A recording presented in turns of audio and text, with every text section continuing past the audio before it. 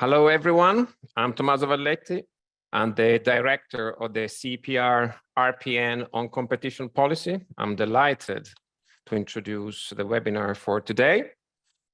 RPN means Research Policy Network. That's exactly what we are, a network of people with a keen interest in competition policy. And we tried as researchers to distill the policy implications of our work, but it's also having a two-way communication with the policy enforcers, trying to understand what are the policy questions they are interested in and whether or not our research is currently addressing them, or if we should listen to their question and try to help them with some research output. So it's a delight to have a panel with outstanding people. Every time you have a panel, you say it's a stellar panel, but this time I think it does actually apply. It is an incredible panel, and you will, these people can say whatever they want. I will try to just nudge them, if I may, in a couple of ways. First of all, there's lots of discussion about artificial intelligence, but today we would like to talk about the implication for competition policy and regulation. So artificial intelligence in the presence of market power. So in a sense, our interest is here and now. It's not a discussion like, is AI going to produce a human extinction, which in my view, it's a diversion of our attention to problems which are not yet there. And instead, we should look at the problem which are, as I said, here and now. The other observation I'd like to make is that when I'm thinking of AI, it is in the context of the status quo is one where AI and its very powerful tools are going to be used by a certain number of companies which are already in a position of tremendous market power. So there are core segments of the digital economy, search, maybe e-commerce, social networks, which are near monopolized. So the debate should not be like 20 years ago when we were talking about internet digital platform. Well, everything is happening. It's too early to assess. Let's wait. Let's see how it goes. The status quo is different. We are not 20 years ago. We are 20 years later, where market power has happened with, along with market power, a few things has happened along the way. So that's the starting point. We shouldn't repeat the same thing, which means probably in our assessment of type 1 versus type 2 errors, the discussion should be tilted maybe in a certain direction. So one housekeeping, well, a couple of housekeeping things, if I may, before handing the baton to Christina.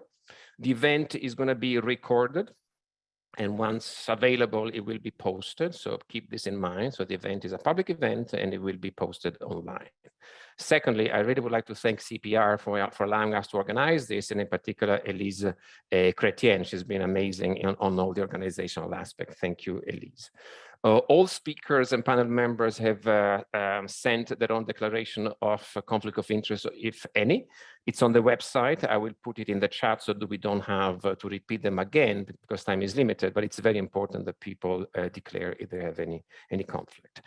The panel, as I said, is going to be very busy. If people have questions, there is a bar downstairs, down there, Q&A, where you can put your questions, and Christine and I will monitor those questions. And if there is time, of course, at the end, we will try to address some of them. So thanks a lot. And now I pass the floor is to Christina for introducing and moderating the panel. Thank you so much, Tommaso. I normally start with disclosure, but as you say, we've dealt with it on the events page, so I'll dispense with that. And like you, I am especially delighted to be chairing a panel of real royalty in economics and regulation. I will introduce them as I go along, but they really need no introduction. Tommaso touched upon a number of the issues already. I'll expand briefly in this introduction, and then we'll move to hear the group.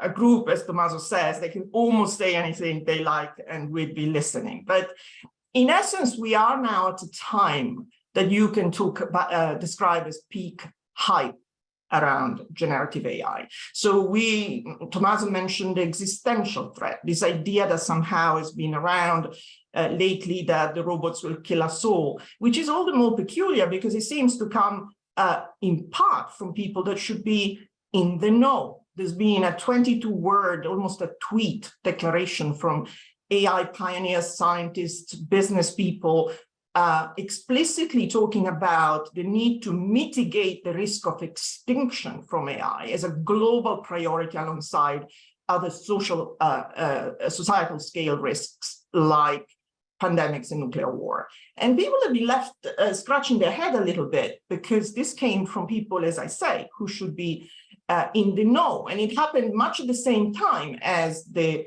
CEO of OpenAI was going on a whistle-stop tour of the world, essentially saying, whipping up this vision, we need regulation, but we need to have it in some way my way. At the same time, the AI ethicists and other people have been saying, whoa, too much, calm down.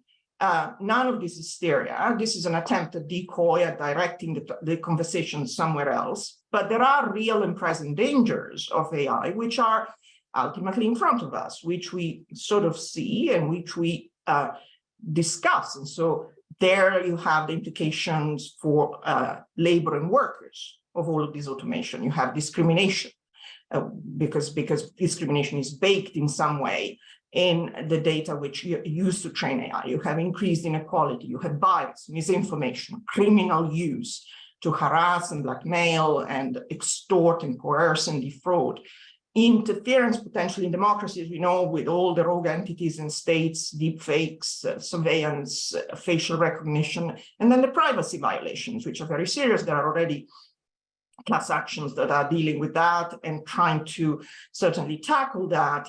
And there is the massive scraping, the appropriation of data, where content owners are saying, but this is effectively using my valuable content to train these models, and I'm not getting compensated for it. And there is much more. So there's a ton of discussion, as Tommaso alluded to, around what conceivable governance models one could develop and needs to develop quickly in order to deal with the harms without suffocating the innovation. But as also Tommaso alluded to, the focus today somewhat is different. I'll get straight to it. We want to take a slightly different angle, a specific one. And when you think about something which is a disruptive innovation, inevitably you think of something that tends to append the status quo. Which undermines the existing powers and shakes the foundation of the existing powers, creating opportunities for new players to come to the fore. Is this ultimately what Gen AI will do? Is this kind of upending of the status quo what we expect to see? There are questions about it. As Tommaso says, we want to talk about market power, AI and market power. What role does it play? And the reason this discussion is very much present is that we know that in the supply chain, we have these large foundation models, which are at the top, which have been trained, and they are the input into thousands of applications in multiple fields, from e-commerce to law to medicine. But the supply of these foundation models at this stage is concentrated, and there is a very good reason. There are technological reasons. You need lakes of data. You need forests of GPU, which is why NVIDIA is more valuable than Facebook. You need computer power, you need cloud, and you need talent, which at the moment is not so widely distributed, is present in a select number of players. And so we see inevitably, we've seen so far that this foundation model tends to be either developed organically or created by some form of association with some of the incumbent. While at the same time, there is a huge number of small startups that are seeking to productize and create a huge number of products below. So I'm getting to the questions. What we aim to discuss in this hour or so is really, what does this structure mean for competition? So is this foundation level going to remain inevitably concentrated because of the structure of the technology? What does it mean when third parties need to essentially have access to these inputs in order to develop and build using these models? How widely are these inputs going to be shared? Is licensing a model? Is open sourcing a model? We know that open source gets closed. And then there are huge numbers of startups, as I said, that are trying to productize. And we know when there is a huge number of startups, inevitably the merger wave eventually starts. And in the next couple of years, we expect to see a lot of acquisitions of these AI operations. So how do we feel about the kind of world that we are going to be facing? And what will competition look like? is there going to be real competition, or are the big tech usual suspects going to basically say we compete against each other like crazy, but what does it really mean? So there are already sort of papers that support the idea that is a concern. The FTC Office of Technology has issued a paper saying, well, we need to remain vigilant, so as the CMA in the UK. So how should we think about this? Let me just stop talking and just introduce the discussion amongst the speakers, but having set the scene in this way. The first speaker, and the one that I'm, of course, also particularly delighted to welcome, is Daron Acemoglu, described not by me, by others, as the most famous economist of his generation. Certainly somebody who is incredibly prolific and has written recently a celebrated book. Let me lift it here, Power and Progress, which has been out for a few weeks, but is something which has attracted much attention already. And I don't want to paraphrase in any way the incredible depths of this book, but essentially this is a sweeping review of the last 1,000 years of technological progress. And essentially you challenge Daron the view that in some way technological progress is like a tide that lifts all boats. There is serious potential for progress to exacerbate inequality. The distribution of progress has not been equal, and one shouldn't assume that it is, because how that progress ultimately diffuses depends on the institutional arrangements that exists. In particular, whether workers will benefit or not will depend on what kind of regulatory framework and other institutions are in place. I hesitate to say as much because, of course, this is your book. But starting from that background, of course, you talk at the end of the book about AI. And again, you are concerned about the potential for this in terms of what effects it will have on workers, but you go beyond that. You talk more generally about the need for regulation that must be multi-pronged.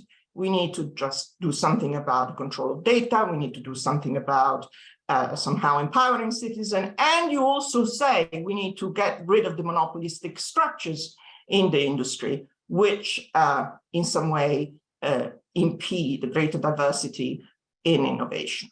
So with this background, where are you now specifically thinking about the impact of generative AI, and what regulators such as Andreas, such as Susan, should be thinking about? What regulation do we need, and what is the role of antitrust in all this? Thank you. Thank you, Christina, for that wonderful introduction and for introducing, for inviting me to Tommaso and Christina. And let me say that I am particularly fortunate to be in a generation of economists who are amazing, including Susan and Joshua, who I am really delighted to have on this panel. And as Christina said, I'm going to talk about something that's partly inspired by my book. So I'll show the American cover as opposed to the British cover that Christina showed. So AI and antitrust in 10 minutes. So that's a tall order, especially if I try to blend in ideas from the book and say things that are somewhat different than what I expect other participants are going to say. Okay, so let me jump into it. So I'm going to do it 10 question and answers in 10 minutes, but since that's very short time, I'll just give you the answers. I'll let your imagination do the job of what the questions might have been to which these are the answers.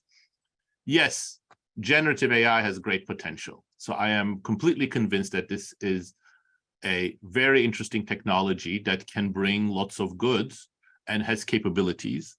So we can build on that, but I think let's move forward.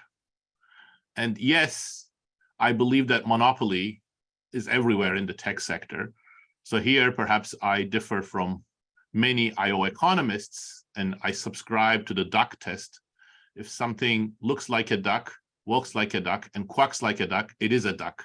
So if you have companies that have reached sizes that have never been in seen in human history and that dominate a particular line of business, they are monopolies. So we have to grapple with them. And that means all sorts of regulatory tools have to be considered, including antitrust. So this is absolutely on target.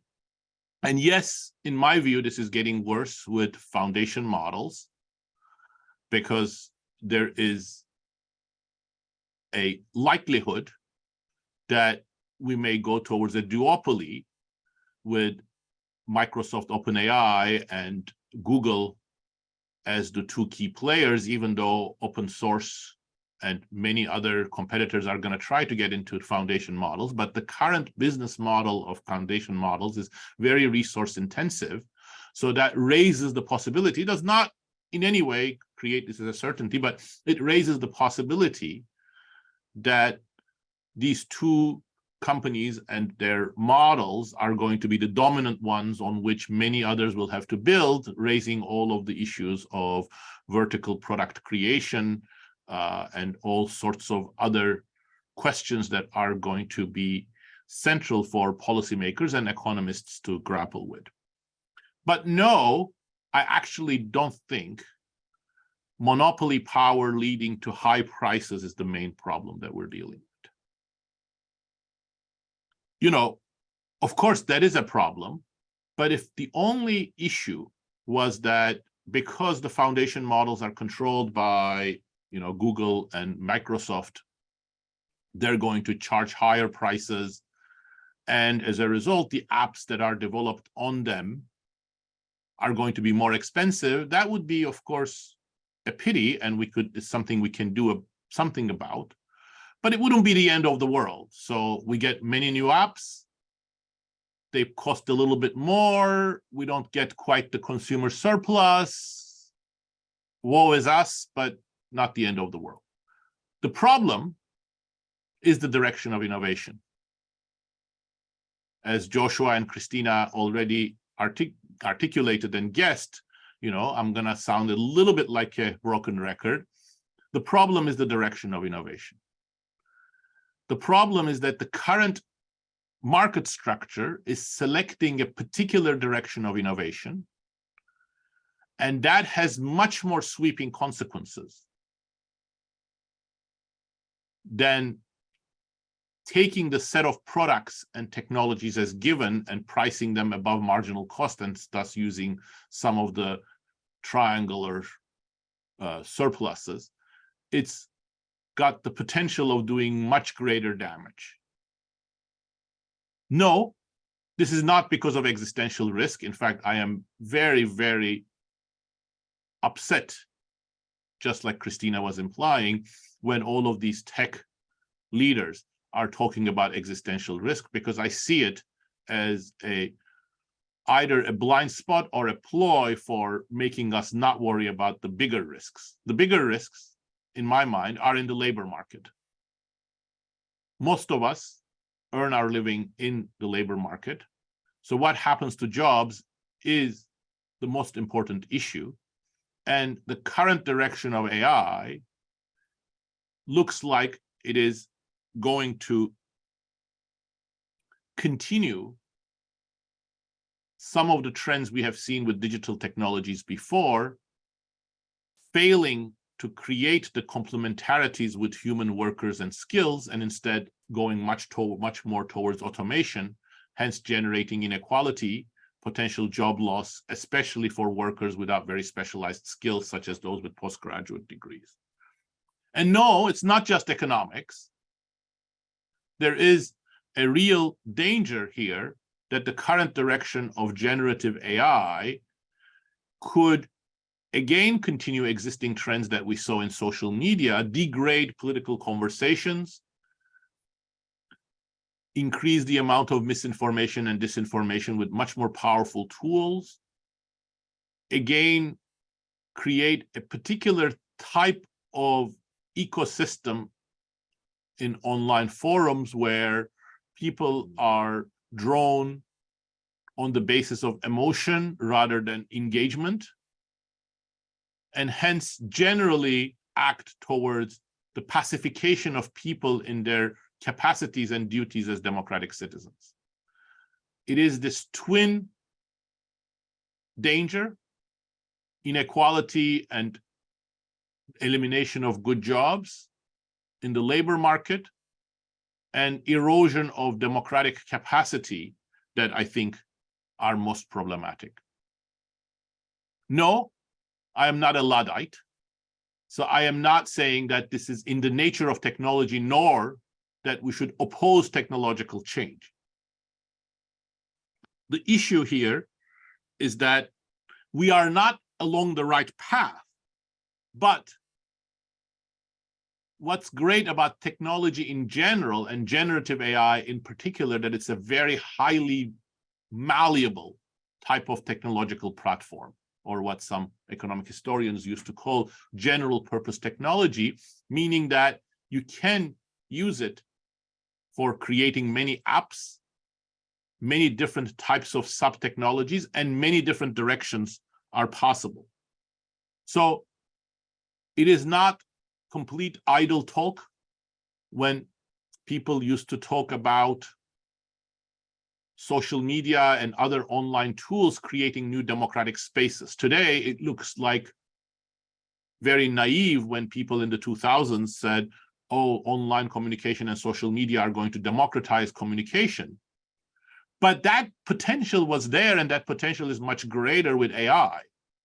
And it is also not complete fantasy when some people in the tech industry talk about generative AI being useful to humans in terms of getting better information, performing better tasks. So generative AI, actually, I think the great potential that I mentioned at the beginning is precisely in being a human complementary technology.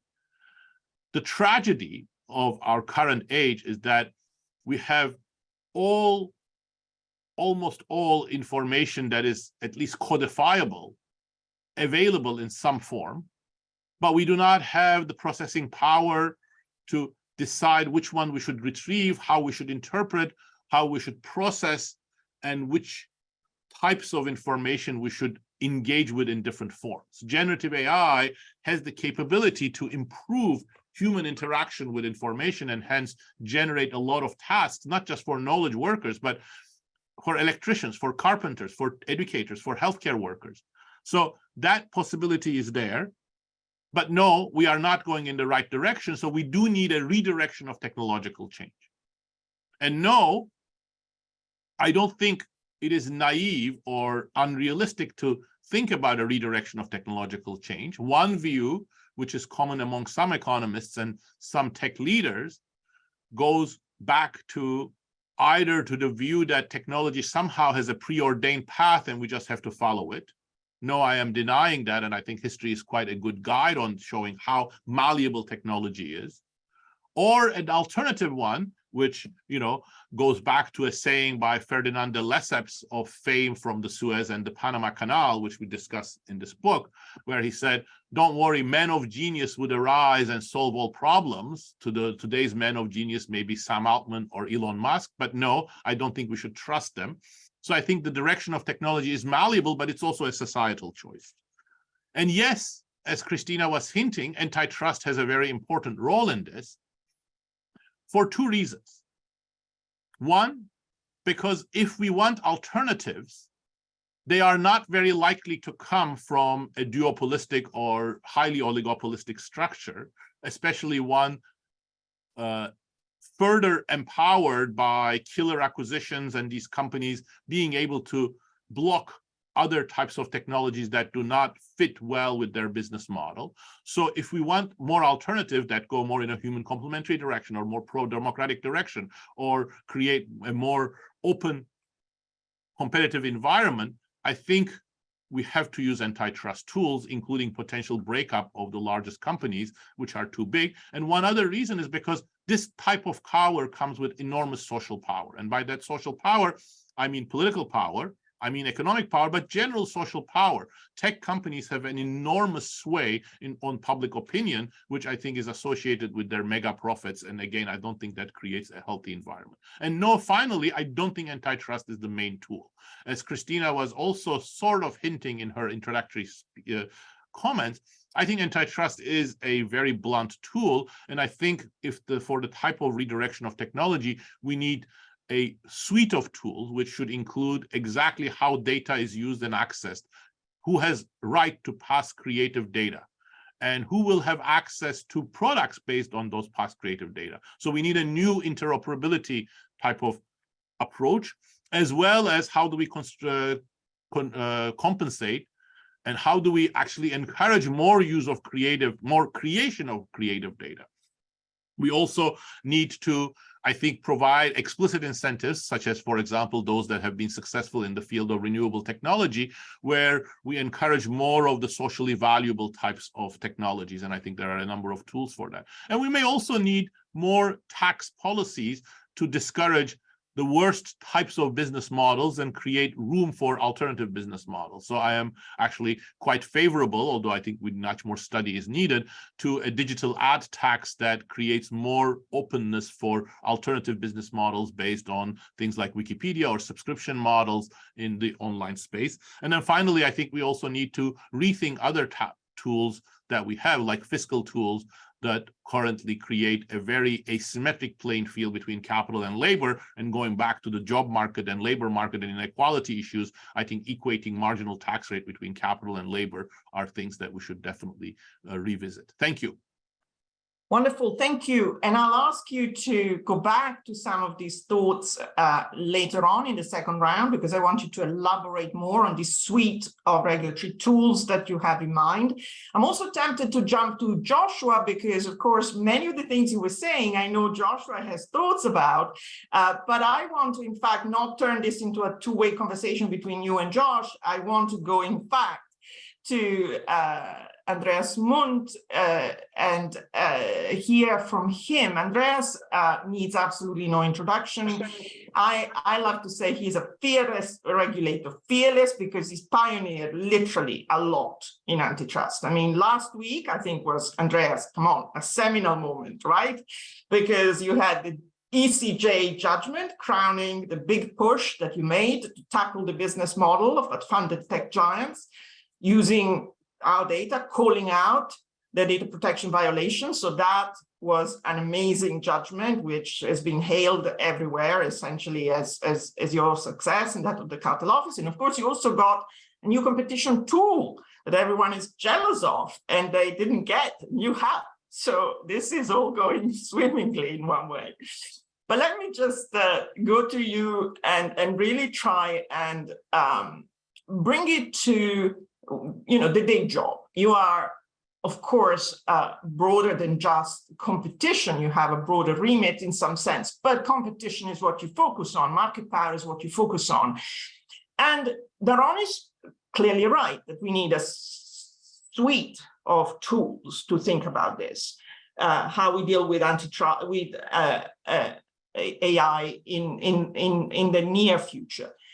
But also, to quote Tim Wu wrote a paper recently saying, I mean, along the lines that Tommaso mentioned, let's just not focus on the more distant future. Let's also think about the law that we have in the books and what we can do with them. Now, why don't you give us your thought? I know that there is a lot that AI is contributing to in terms of how you actually do the work of a competition agency, the kind of things you can and cannot do, how you incorporate it into your work, but more broadly, give us your own thoughts and where you think you're going with this. Thank you.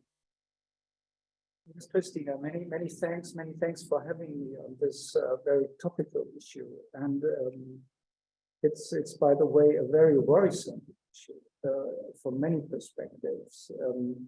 And if I could be very, very brief today, I would say generative AI from a competition point of view makes it all much, much worse and much, much more difficult.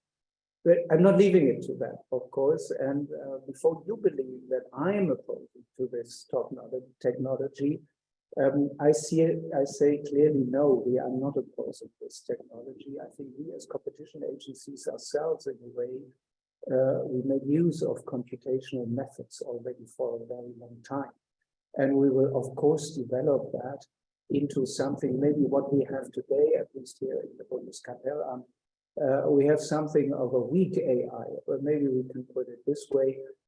We all know we make use of this for econometric methods, for event analysis. We have started to analyze the behavior of power plant operators with regard to the withhold of production capacity in the electricity sector, which is an extremely complex issue and which you can only do if you want to do it properly on the basis of kind of weak AI. We as competition agencies face another problem. The papers and the letters we get, they're more and more long and complex, and it is more and more difficult to separate the noise from the substance, and AI in the future might help us to separate that swiftly. So you can see from the fact that we are working towards the use of AI, at least in that described weak form, that we are definitely not opposing to generative AI. Second point is generative AI and its consequences is not completely. We have done studies before on predictive AI, for example, with the ADLC a long time ago, 2019, 4 years ago, where we analyzed ranking algorithms in e-commerce, personalized recommendations, price setting, all this stuff. We studied the risks for competition with regard to algorithmic collusion. So in a way, what we have today now, it might be more complex, it might be more sophisticated, it's a different level, of course. But in a way, sometimes I have a déjà vu moment and think, well, in a way, I have seen it before, but maybe not to this extent. So when we focus on AI and what it does to competition, I would very much like to focus on 3 big points here that seem to be important for me. First point is, I think the key question is, will AI companies have a potential to be competitors of big tech, or will they be soaked up by big tech, and will they be integrated in the business models that we already have by a couple of companies? So I think to preempt my conclusion, it is much more likely that they are going to be soaked up and integrated in what we know today. And this is why I say AI makes everything much worse. So what are the pro-competitive arguments? I mean, large AI models serve to a certain extent, or could serve as new types of platforms, maybe a bit like new operating systems. And if they were new platforms, if they were operating a bit like the operating systems, they could develop, of course, network effects. AI models with many users are very attractive for developers and plugins of applications, and models with lots of plugins and lots of modifications may be attractive for more users. So if they have a chance to succeed to develop these kind of network effects, of course, you might see some competitive advantage they might attract. They might even be able, if they gain a lot of users, that they might work out some data advantage. So there are potential positive network externalities in another dimension. What we also could see, of course, are first mover advantages in this respect, because they are in place, they have some advantage, and they could develop that further. But to my mind, there's much more of a potential to reinforce the power of the established players that we have in place already. First of all, in many use cases, large AI models will be integrated into existing apps and business models because they make a huge difference for applications. If you think of search engines, if you think of office software, if you think of software engineering, whatever it is, they provide a huge step forward. The second point, all these already existing players, they have an enormous technical advantage because they have all layers, computational layers that you need for AI. They have cloud computing, they have the model layer, they have the application. So in terms of this, they have such a competitive advantage to make use of AI vis-a-vis the user that is enormous, and I doubt that anyone will be able to catch up with that. Especially if you look at cloud infrastructure, which is already very concentrated today, but in a way you need cloud infrastructure to make best use of AI. So who shall make use of it? Those who operate huge clouds, and we know who this is. Another point is financial resources. It is reported that Microsoft spent hundreds of millions of dollars on Azure in order to establish the infrastructure for OpenAI. Who has this kind of financial resources? We also know who these companies are. And last but not least, what you need for AI is data. You need data, you need data, you need data.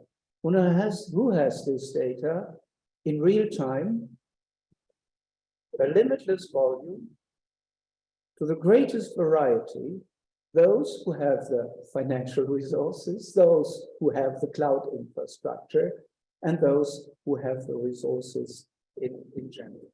So, in a way, open source models might come as a help in this way. But given the structural features that I have mentioned, I think it is most likely that AI will serve most those who have the greatest power today, and this is very difficult to fight.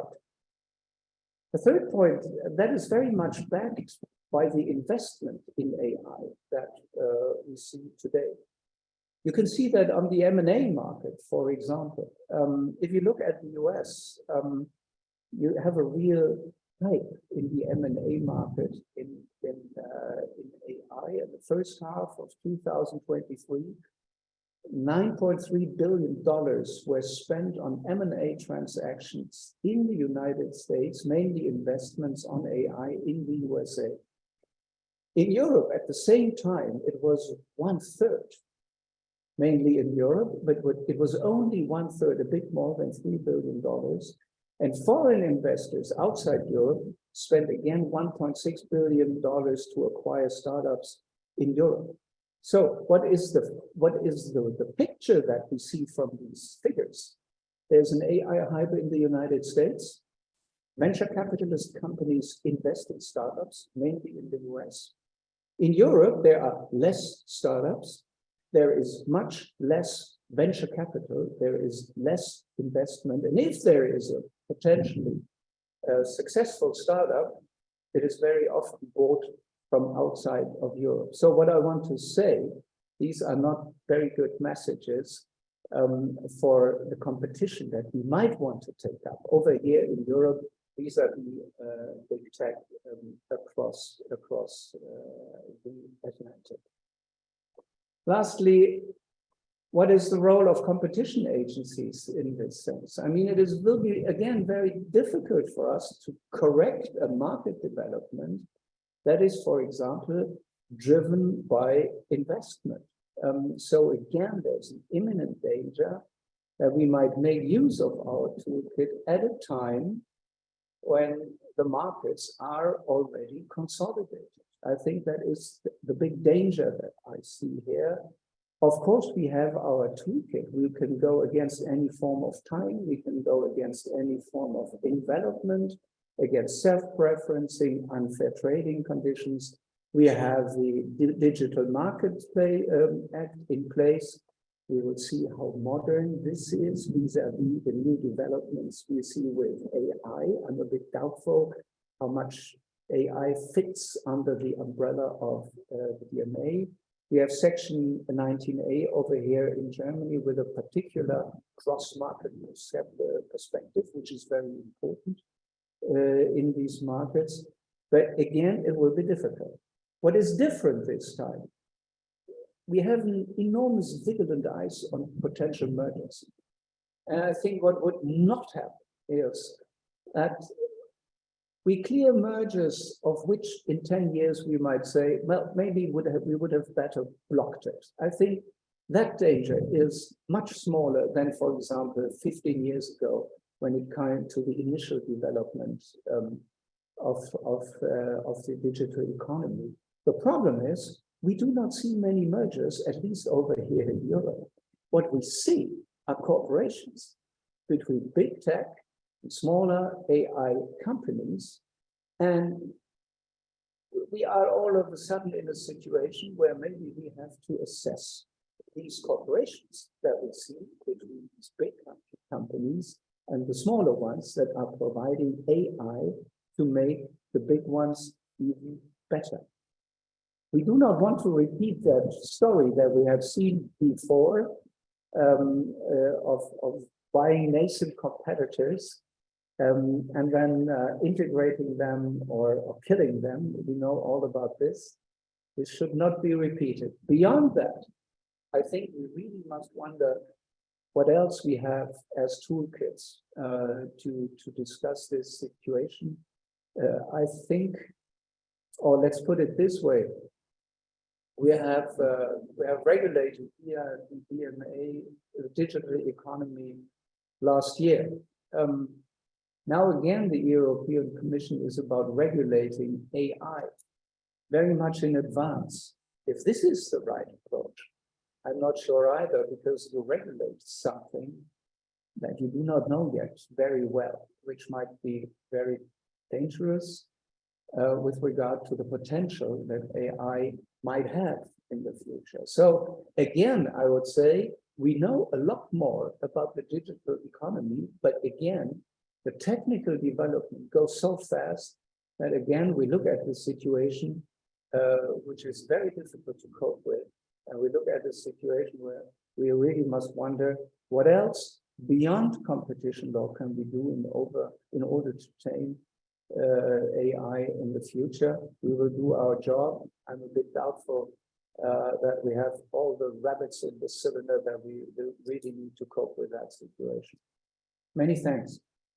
Thank you. And you can always rely on Andreas. You put a set of nails in front of him and he hits every single one of those you want him to talk about.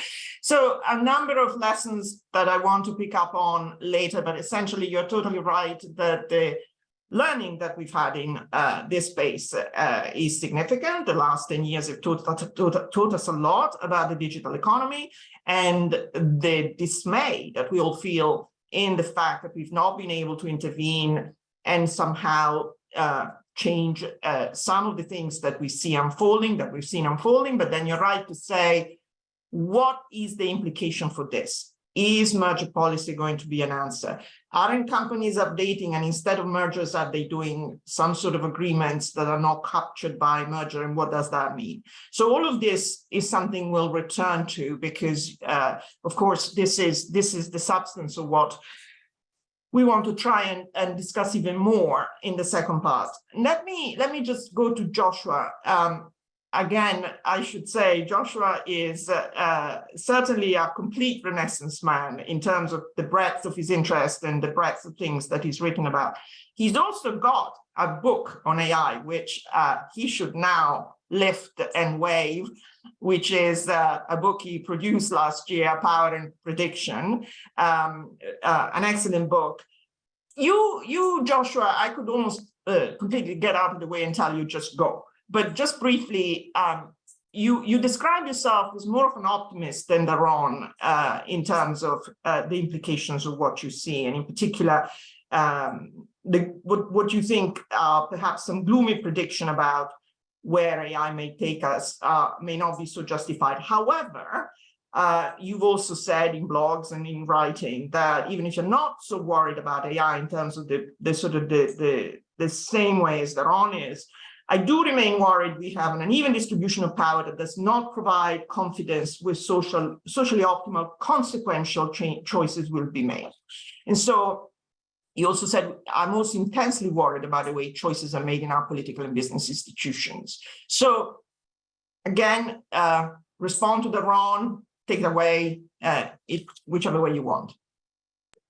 Thanks very much, Christina. Yes, I appear to be much more of a technology optimist than Daron is. I think at his heart, he's actually more optimistic. He's just got a level of grumpiness about him that covers it up sometimes. With respect to artificial intelligence, I've written several books on this now. I've been blessed being here at the University of Toronto in watching it over the past decade emerge as a very significant and exciting technological area. So I've had about 10 years of experience looking at it. Susan's had even longer. She saw it for at least 15 years ago when she was working at Microsoft. And that gives you a sort of perspective about what is happening on and what is the speed of this thing. Even 10 years is a very fast speed, although I think the current discussions are based essentially on 6 months of excitement about new tools that are available. But let me put it in let me try and stay extremely focused on the issues of antitrust and competition policy. At its heart, I feel my job as a competition economist in any rapid technologically improving world is to accelerate technological change and technology adoption. My concern is that existing incumbents would act to slow that down by certain means. And we've seen many examples where incumbents, for instance, in the travel reservation systems and things like that, saw the internet and slowed it down. And this was the thing that was a focus for antitrust attention and regulation. And I feel, and Daron has a recent paper that about this, that many of the pushes of the concerns about antitrust, about AI, that are not necessarily competition concerns, but about other consequences, are leading to a general philosophy that maybe we should slow this stuff down. But antitrust is not built for that. Antitrust is built to accelerate this. And so when we talk about using antitrust tools, that's what we're doing. And so we must recognize that.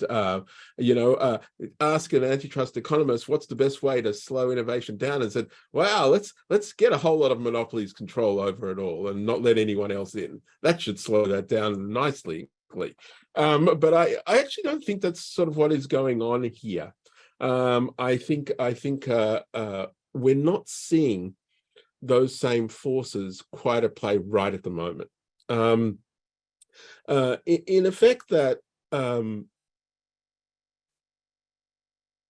what we're seeing is quite a bit of entry.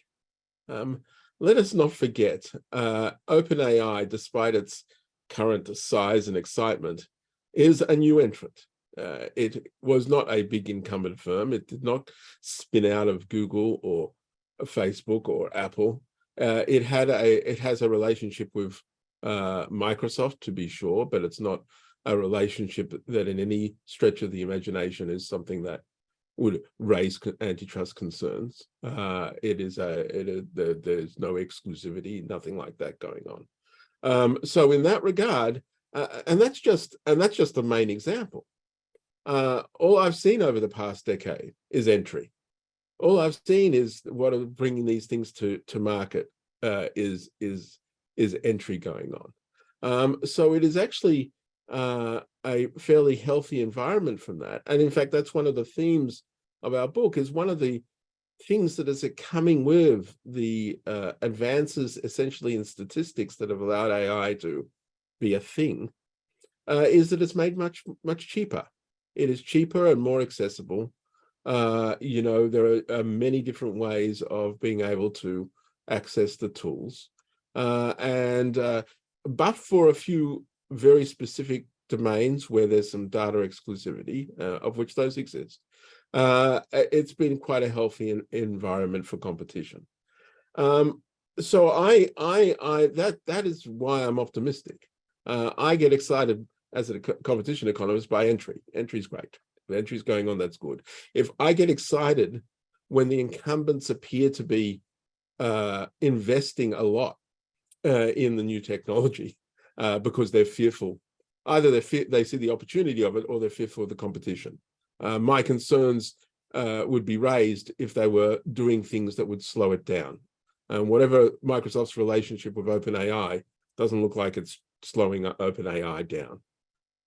There is an issue that would come to regarding, is the direction of all this in the right way? And you know, that's an issue that's come up again and again with respect to any technologies. This is not I kind of feel this is an old technology. But let me put it this way: it's not 100% clear what competition, how big others impact on that direction. Let me give you the example of social media. If I take the potted psychological view of the harms of social media on like addiction and things like that, the biggest offender is a new entrant, TikTok. And that new entrant is fully a new entrant on the basis of artificial intelligence. That feed is AI driven, would not have been possible without it. And it's driving that attention, making it a very sticky application for users.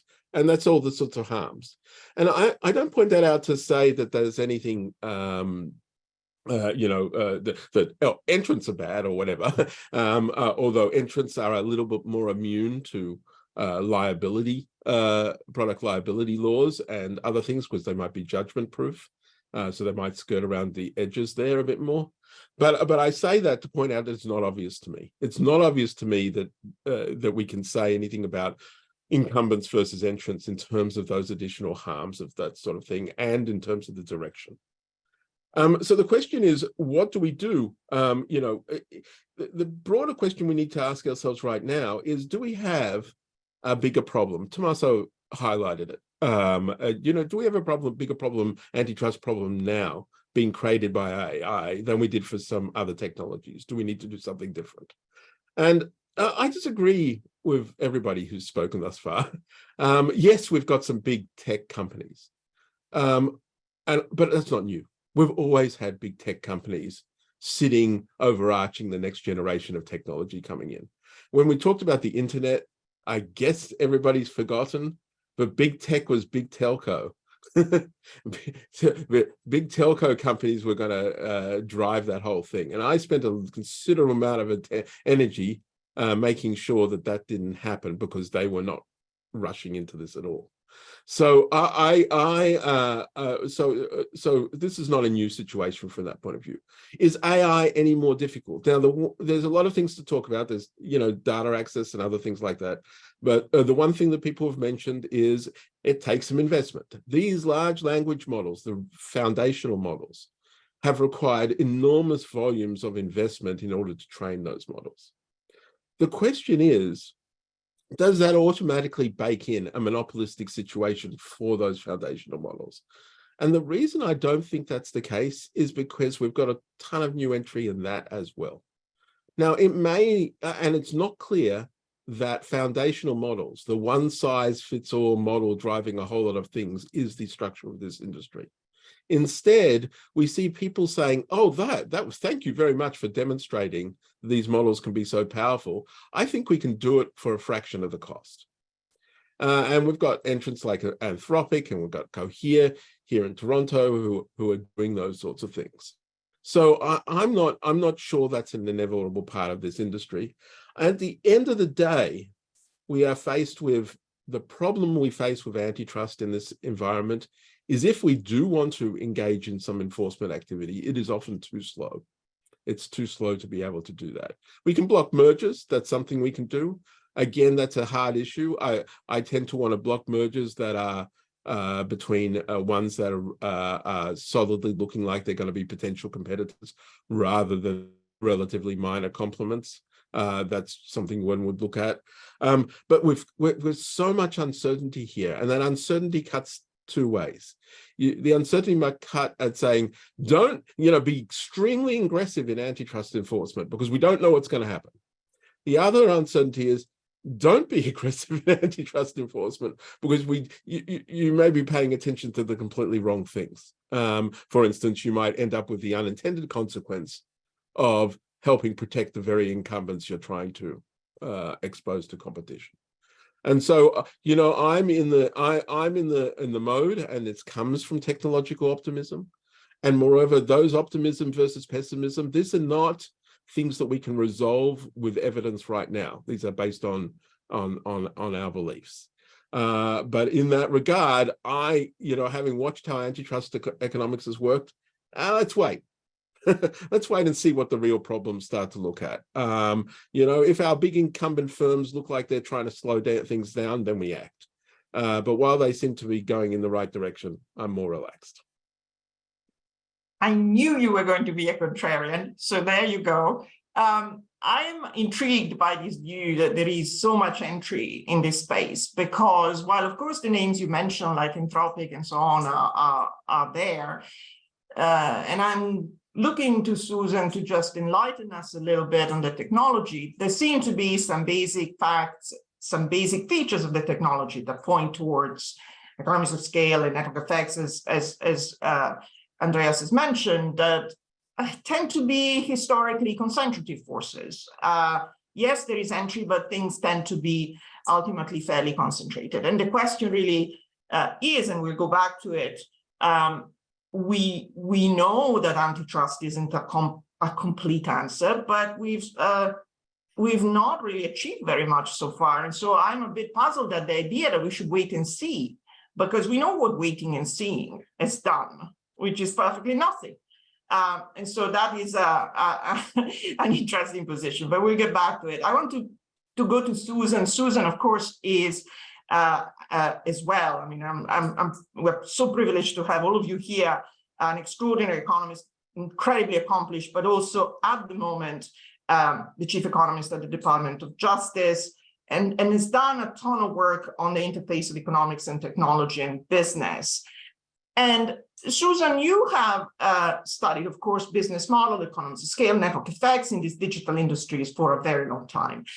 What type of competition, just on the back of this discussion we're having here, do you expect to develop given the fundamentals of this industry?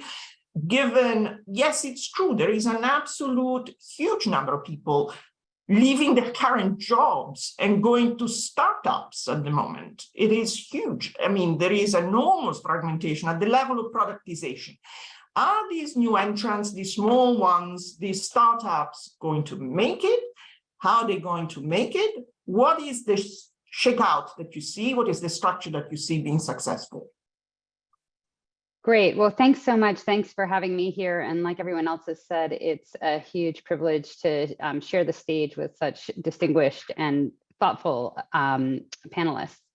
So in terms of, I want to focus my comments less on the sort of biggest companies and more on the next layer. And not just the startups creating services, but also the businesses that are adopting different applications of generative AI. Because now a lot of the themes I think are related, of course, but industry by industry, this is going to be a time of technology shifts. And we've seen that even in concentrated industries, moments, it can be very hard for anyone to come in and get a toehold away from established incumbents. But the moment in which there's a technology shift creates this glimmer, this brief window where leadership can change and sources of advantage can change. So I think a first note, and we really can take a lot from past lessons and past mistakes, is, when have leadership changes emerged at a moment of tech shift, and then how have leaders managed to hang on to their power through a tech shift? And of course, one tactic for hanging on to power through a tech shift is to buy up nascent competitors, or to interfere with new competitors' ability to get distribution or to acquire customers, whether it's long-term contracts, locking up, creating switching costs. And there's a really well-established playbook at this point even in the digital markets for how this can happen. So we want to be on the lookout for those, because we know now that when you miss an opportunity for leadership changes or for reestablishing competition, you may not get another window for a period of time. Another way that this, we can see, attacks in the road of new competition is regulation. And regulation, of course, is going to be crucial because of all of the different societal impacts of AI. But we also need to avoid past mistakes of regulation and make sure that the regulation is encouraging entry.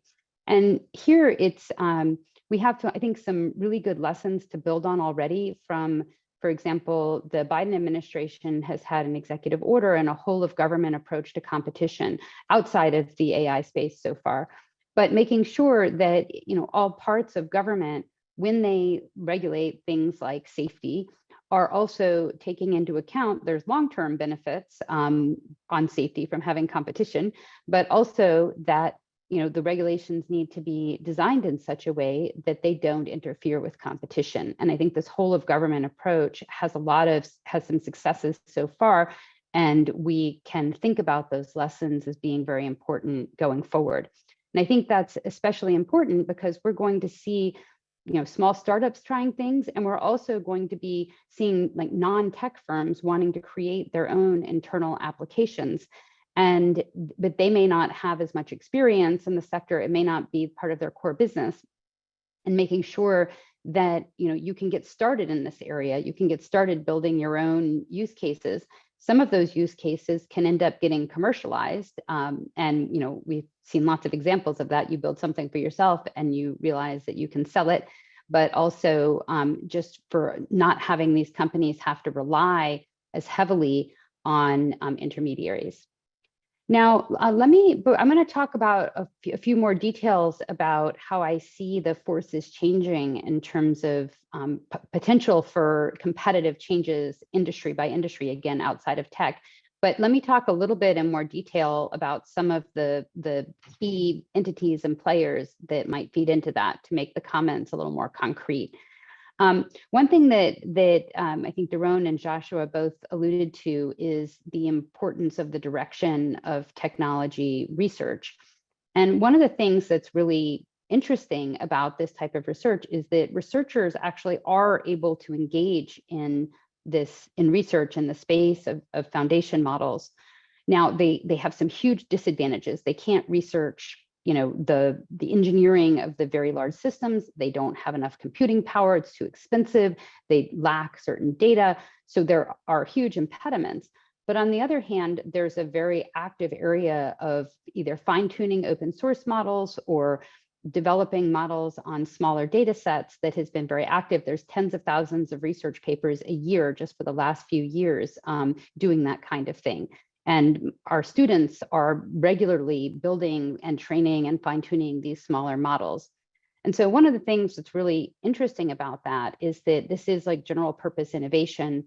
And in principle, the research side and the social sector side can do general purpose innovation that can lay the foundation for commercial applications and lower the costs for more societally beneficial applications to be adopted. And so when you put that together with, firms adopting for internal use cases that might be more societally beneficial, like whether it's health education for patients or for trying to, disseminate research, education and training, we want to make sure that it's possible for firms to do that without facing too many impediments, and also that the researchers have the support they need to create those sort of open source tools that spawn that social sector innovation. And that's something that I worked on a lot before I came to DOJ. In the commercial side, there's of course all these customer facing apps that we're familiar with, whether it's personal assistance, personal productivity, personal creativity, creating your own fabrics or clothes or, wallpaper or whatever it is. There's immersive entertainment. So there are lots and lots of new use cases, and I think we can reason about those. A couple of points I wanted to highlight there, even in those applications, the kind of barriers to entry and source of advantage are a little bit different, because if you can build on a foundation model, you may be able to buy things that you couldn't buy before. So it used in the older machine learning technologies, you needed a lot of your own data in order to train your own AI models. And in my experience, trying to work with smaller companies, those often, or like, social sector companies, you had a hard time having enough data. And what's really interesting now is that you can get off the shelf and perhaps even open source something that's good enough to combine with a much smaller internal data set and get better results in terms of personalization and customization. So that changes the source of advantage from the big data sets to the access to a foundation model, and the ability then to customize it in your specific use case. So that really could make it more competitive. Of course, and all the incumbents are going to try to find ways to slow that down and stop it and maintain their market positions. But it's a moment of really kind of a precious moment to try to preserve that competition. Finally, I just wanted to mention the internal operations of firms. There's a lot of internal operation things, from especially worker training, on-the-job training, helping people solve problems and troubleshoot, and also creating, user experience for users, but like creating copy, creating user manuals, instruction guides, creating sales, marketing, and advertising copy, and so on, user experience design. These types of things are also areas where it's not clear what the industry structure will be. Will firms develop their own things in-house, or will they buy all of these things software as a service? And so where are the scale economies going to lie? Are they going to be inside a firm, or are they going to be these customer service, AI companies that you buy in a box and you don't actually have to build it yourself? And actually the AI in the box allows the business enough customization that they don't need to hire their own engineers.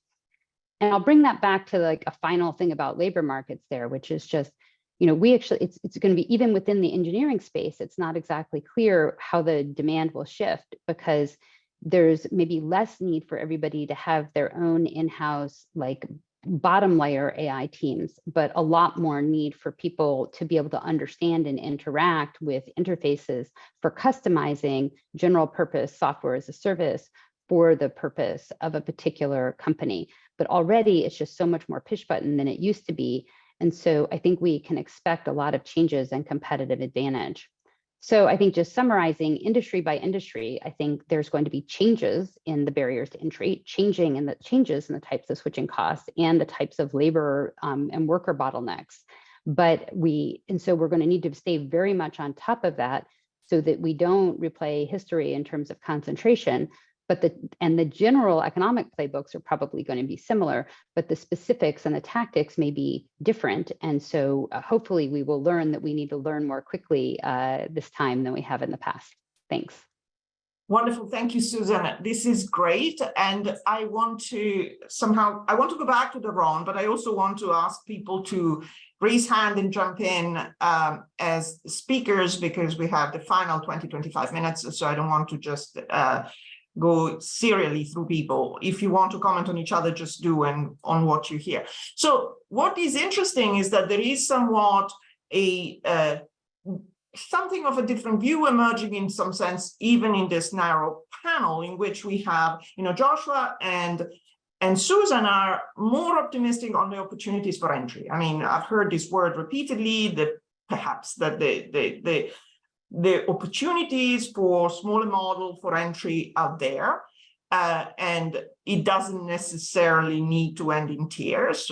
There is quite a lot of activity and ways in which this could play out in a way that is not quite as negative. On the other hand, Daron, you have ended with a pretty dystopian view, potentially, as a possibility, one in which we are essentially maybe moving towards a duopoly in this space, given the advantages of the incumbents. And your persistent concern remains the direction of innovation. It is something that you have essentially gone back over and over again. And it's something that you were saying, I've heard you say this, and I've used this kind of concern myself when thinking about everything looks like an app. Everybody's making an app because everyone is able to sell an app and sell it to one of the incumbents. And so innovation is all app shaped. So how do you feel about what you heard so far? Well, I think, first of all, this is a fantastic panel, and I've learned a lot. I agree with Susan's emphasis on how businesses are going to use, and we have to pay much more attention. The issue is, I think, how much flexibility businesses are going to have, which Susan touched upon at the end. And that's, of course, again, related to the direction of innovation. So in that context, let me just take up a fantastic point that Joshua made, but build on it, which is, is antitrust a tool for slowing down or speeding up innovation? I think that's a great question, Joshua. But I think, again, the issue is which type of innovation. So your discussion, which was very apt, left the question of whether entrants are going to follow the same model, or whether they're going to experiment with new models, new approaches, and new social consequences implicit. So I think let's revisit that, for example, with a slightly less controversial topic, perhaps, energy. So we can say, great, we want more entrants with new types of coal that are going to be much cheaper. So isn't that great? Well, no, I think we want new entry from renewables or better batteries, because we know, I think now all reasonable people agree that carbon emissions are not a great thing. So it's not just whether you're going to get more entry or not, whether you're going to get the right type of entry. So now I think the question becomes more complex, again, in the energy field. Are companies like Shell, BP, are they on the side of angels or demons? Well, it's a complex question. Because of social pressure, they claim they are trying to contribute to clean innovation. When you look at their track record, except for carbon capture, they're not doing much, and carbon capture is a very questionable technology. So I think the issue is going to be, what is the exact role of large companies? What are they defending, and what are they allowing? And the issue in the context of tech, again, is going to come back to, unfortunately, this techno-optimism versus not. So if you believe that most directions are going to bring some benefits, then we may say, okay, we don't have to worry too much about it. There are a few directions like, killer robots or complete deep fakes that will make everything false on the internet we have to worry about, but most other directions are okay. I think perhaps we can reduce it to entry versus non-entry, and what does antitrust does to entry and speed. So my concern again comes from not most directions are that beneficial. So there are a lot of directions which are currently being pursued that are not that great. So especially if the instinct of many companies in the United States is to use generative AI for job replacement, that's going to be a problem. And if the instinct of most companies is to use generative AI in the same business model as Facebook or TikTok, I think that's going to be the problem. So I think the policies that I was mentioning are about opening up space for entry by new business models. And again, I think the examples that Susan gave are inspiring and they're very interesting. But when I look at the most easy way of monetization of generative AI, I think the examples are things like BuzzFeed. Okay, there are lots of rote writing and white-collar tasks. We're going to automate them. I think that's a lot of that is going on. There's a lot of experimental and really cool evidence from Eric Brynja Lufsen, Danielle Lee, Lindsay Raymond, my students here, Whitney Zhang and Shakar Noy, that actually the more productive uses are more in human complementary, but you don't see a lot of that. And, look at Microsoft. Their main monetization is to put it into Bing. Why? Digital ads. So that doesn't fill me with great confidence that this is going to be that different from TikTok. That's where I think you can interpret this as agreement with Joshua or disagreement. I leave that out to Joshua. Oh, well, I have to hand back to Joshua at this point. Yes. Yeah. So let me try and clarify just a few things. Just to set the stage out there, my competition economics career has been invariably more often than not on the side of enforcement and stronger enforcement of antitrust. 10 years ago, Christina will know, I came to a conference in Brussels every year and complained about how everybody's piss weak and isn't really trying very hard at antitrust. That's the problem. That's changed to some degree, which is good to see, but that was my general take.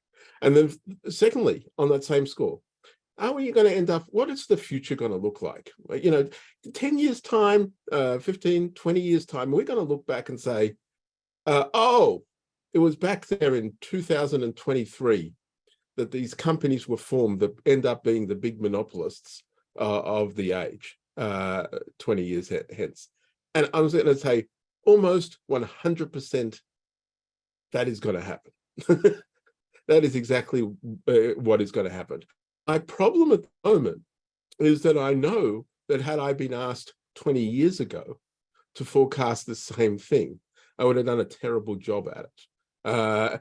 For instance, I love Apple, but there's no way I thought it was going to be the biggest company in the world in 20 years' time, 20 years ago. Let's start with that. And so, you just don't know. It's just very hard to tell. And my general thought on this, and this is a speculation, and comes to this issue of the harmful consequences of AI. I actually think AI is going to create a problem. And the problem that it creates, whoever comes up with a solution for it is likely to be that next monopolist in 10 years' time. And I'll flip that around to say, this is what happened with the internet.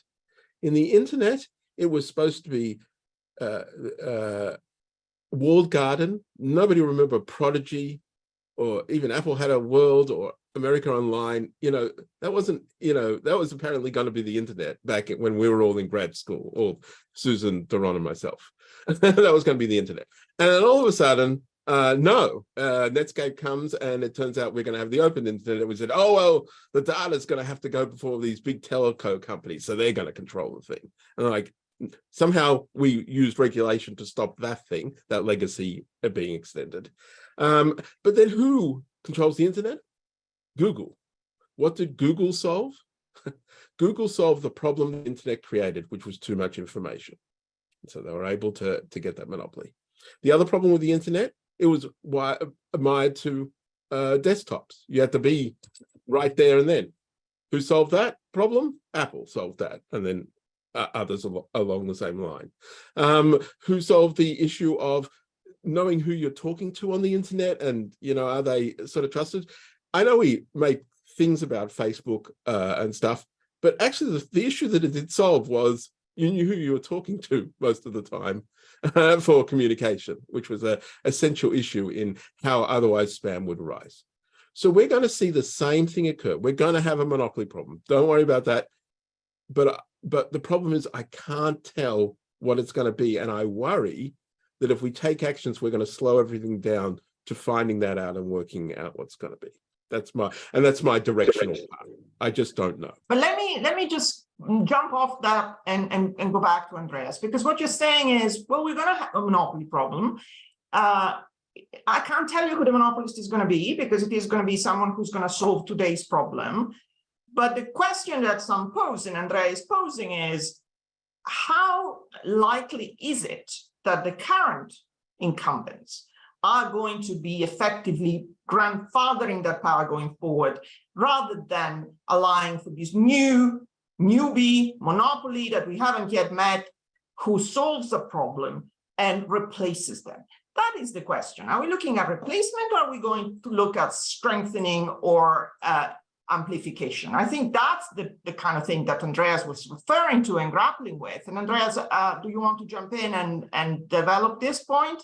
Yeah, Christina, I would like to do that very much and maybe verify some other things. First thing is, I firmly believe that, of course, AI can have a very pro-competitive effects in many industries.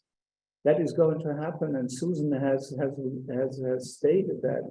Where are fields where you can make use of AI and where it might have a pro-competitive effect? The problem is that we have one huge field, and that is the internet. If you take that as an overarching word for the digital economy, where I'm very doubtful that it has exactly this pro-competitive effect. And this we have to distinguish sharply. Of course, the energy sector is going to benefit from AI.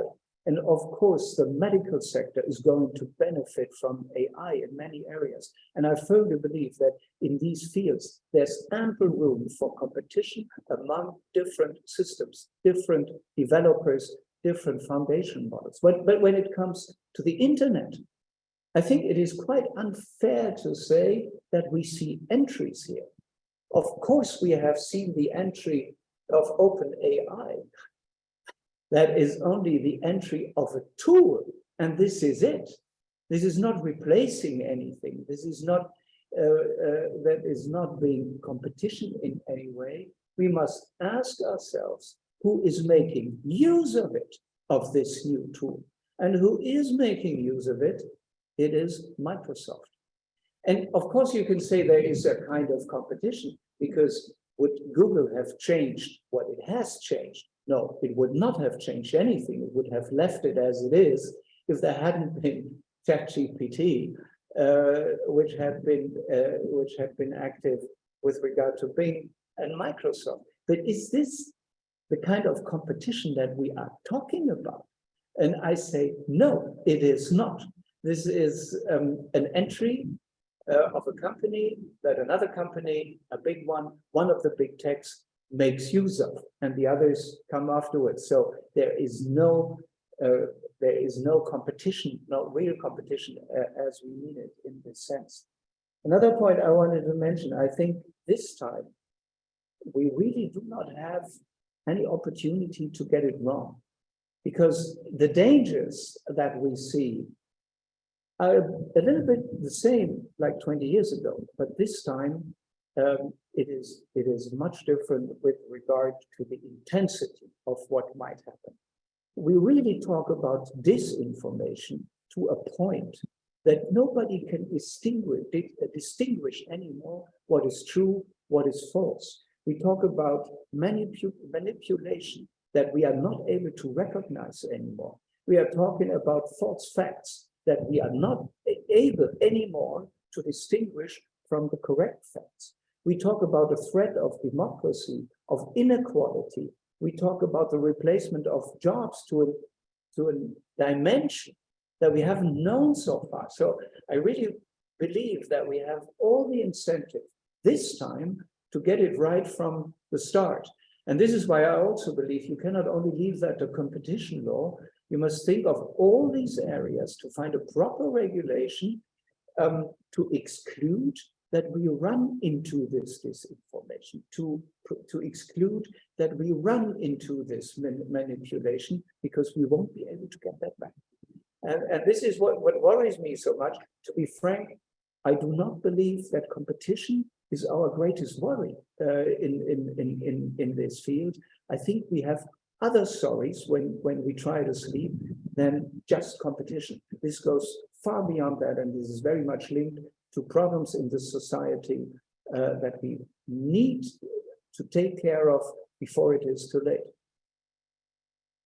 Great. Now, can I abuse my privilege as chair and say that it would be pity to have Tommaso on the line and not hear a reaction or a view to what he's heard.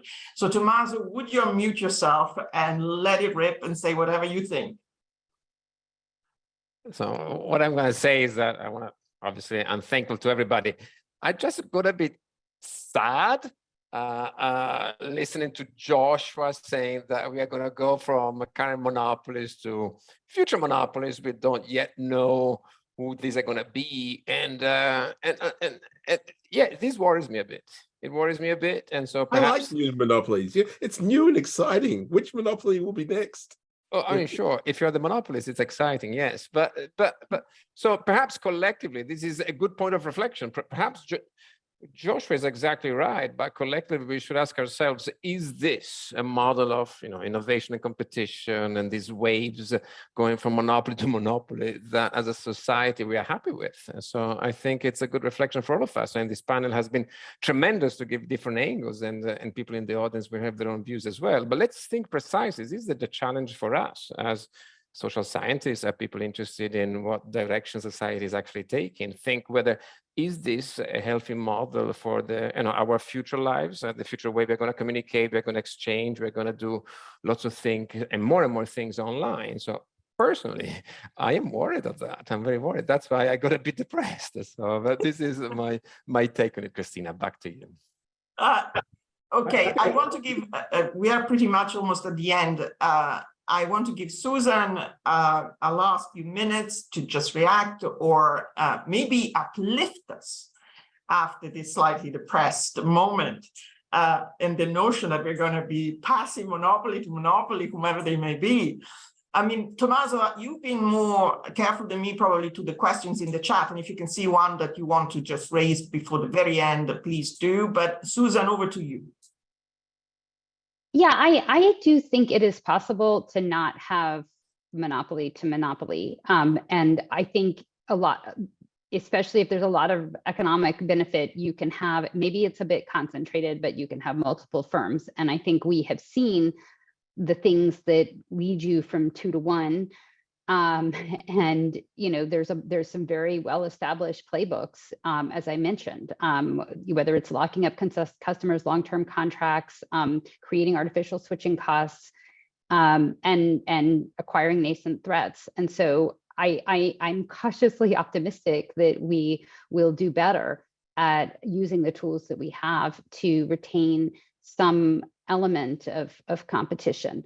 And I think it's also, but we need to be very, as I mentioned, very attentive to what are the new sources versus the old sources. Data and scale is always going to be an important incumbency advantage, but in some ways we've enabled markets for data in a way that didn't really exist before. You couldn't really extract the learnings of like one firm's data and make it useful for another one. So you just had to be big.